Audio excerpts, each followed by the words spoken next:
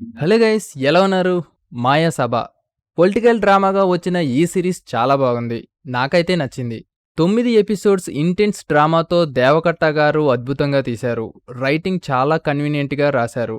ఆ పాత్రలు మన రియల్ పర్సన్స్ని గుర్తు చేస్తాయి. మిడ్ 90స్లో జరిగిన పాలిటిక్స్, కాస్టిజం కళ్ళకి కట్టినట్లు చూపించారు. పొలిటీషియన్స్ ఎలా ఎన్నుకోబడతారు, ఎలా పాలిటిక్స్ నడుస్తాయి అనేది రియల్ ఇన్సిడెంట్స్ గుర్తు తెస్తాయి. సిరీస్కి మ్యూజిక్ కూడా హైలైట్గా ఉంది. ఇక యాక్టర్స్ విషయానికి వస్తే ఆది, చైతన్యరావు ఒదిగిపోయారు.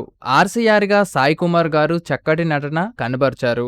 ఇప్పటికీ రాజకీయంలో క్యాస్ట్ అడ్డు పెట్టుకుని అవే దారుణాలు జరిగినా జరుగుతున్న తీరు అప్పటి నుండే ఉన్నాయని భలే చూపించారు. అక్కడక్కడ నక్సల్స్ కూడా టచ్ చేశారు ఈ సిరీస్లో.